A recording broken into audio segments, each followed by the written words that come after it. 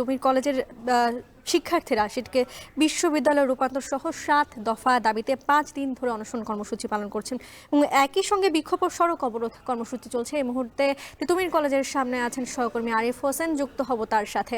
আরিফ, দাবি আদায়ের শিক্ষার্থীদের কয়েকদিনের আন্দোলন এখন পর্যন্ত কোনো সমাধান আসছে না কেন, কি বলছেন তারা?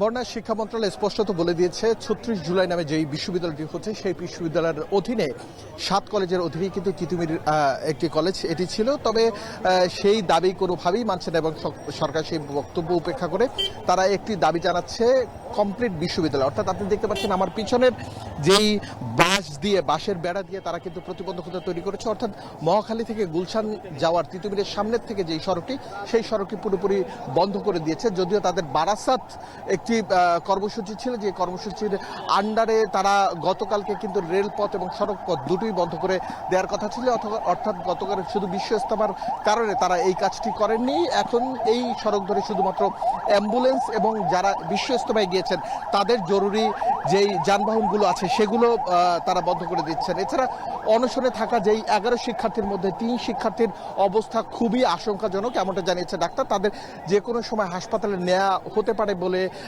আশঙ্কা করা হচ্ছে অথবা নেয়ার কথা জানিয়েছে। তবে এখন পর্যন্ত এখানে আমরা দেখেছি 5 দিন ধরে অনশনে থাকা যেসব শিক্ষার্থী রয়েছেন তারা বলছেন কোনো অবস্থাতেই পূর্ণাঙ্গ বিশ্ববিদ্যালয় ঘোষণা ছাড়া তারা এই পথ থেকে উঠবেন না এবং বিকেল 4টার দিকে তারা গুলশান 2 নম্বরের যে সড়ক রয়েছে সেই সড়কটি অবরোধ করতে পারেন এমনটাও শোনা যাচ্ছে। তবে কালকের থেকে এই কর্মসূচি আরো বাড়াবেন, অর্থাৎ সড়ক পথ এবং রেলপথ দুই পথই তারা বন্ধ করে দেবেন এমনটা জানাচ্ছেন। আপনি দেখতে পাচ্ছেন অনেকে শুয়ে আছেন এবং তাদের সাথে সেলাইন দেওয়া আছে। কিছুক্ষণ আগে আমরা দেখছিলাম তিতুমির কলেজের দুই শিক্ষিকা এসেছিলেন তাদের সাথে বোঝাতে, অর্থাৎ এই অনশন কর্মসূচি যাতে তারা প্রত্যাহার করে নেন, কিন্তু এই বোঝানোর তাদের কোনো লাভ হয়নি। অর্থাৎ কোনোভাবেই শিক্ষার্থীরা তাদের অবস্থান থেকে সরতে চাচ্ছেন না, তারা তাদের জায়গায় অনড় অবস্থানে আছেন। আপনি দেখতে পাচ্ছেন যে তিতুমির কলেজের এক শিক্ষক শিক্ষার্থীদের সাথে কথা বলছেন, তাদের বোঝানোর চেষ্টা করছেন যাতে তারা অনশন থেকে উঠে আসেন। তবে এই 11 শিক্ষার্থী তাদের অবস্থানে এখন পর্যন্ত অনড় রয়েছেন।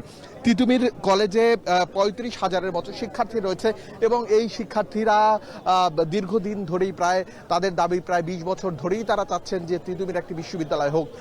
যদিও সেই আগের শিক্ষার্থীদের সাথে পরের শিক্ষার্থীদের যে দাবি কোনোভাবেই আগের যেই সরকার ছিলেন সেই সরকারও তাদের দাবি মেনে নেননি এবং অন্তর্বর্তীকালীন সরকারও তাদের দাবি তোয়াক্কা করছেন না এমনটা অভিযোগ শিক্ষার্থীরা করছেন। তবে যতক্ষণ পর্যন্ত এই দাবি মেনে না নেওয়া হবে ততক্ষণ পর্যন্ত তারা এই অনশন কর্মসূচি এবং রাস্তায় যে ব্লকেট কর্মসূচি রয়েছে সেটি চালিয়ে যাবেন। আপনি দেখতে পাচ্ছেন অনেকে কিন্তু অসুস্থ হয়ে পড়েছে এবং তারা মুখে কিছুই তুলছেন না, যার কারণে তাদের স্যালাইনের মাধ্যমে তাদের খাবার সরবরাহ করা হচ্ছে, অর্থাৎ স্যালাইন দিয়ে তাদের টিকিয়ে রাখা হচ্ছে যাতে। তবে এর মধ্যে কয়েকজন আছেন যারা অসুস্থ হয়ে পড়ছেন। আমরা কর্তৃপক্ষের সাথে কথা বলার চেষ্টা করেছিলাম, তারা শিক্ষকরা চেষ্টা করছেন কোনো না কোনোভাবে এই যারা শিক্ষার্থী রয়েছেন তাদেরকে অবরোধ কর্মসূচি থেকে ফেরানোর জন্য। তবে সরকারের আশ্বাস এখন পর্যন্ত পূর্ণাঙ্গ পাননি।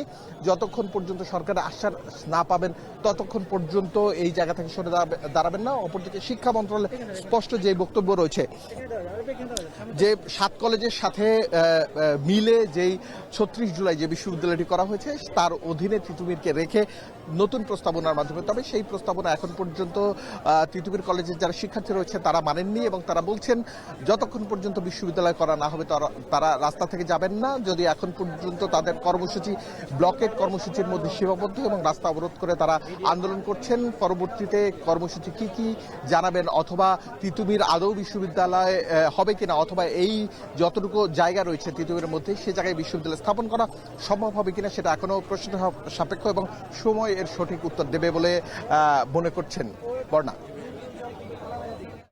7 দফা দাবিতে 5 দিন ধরে অনশন কর্মসূচি পালন করছেন তিতুমির কলেজের শিক্ষার্থীরা। সেখান থেকে যুক্ত ছিলেন সহকর্মী আরিফ হোসেন। আরএফএল ওয়াটার পাম্পের অটো থার্মাল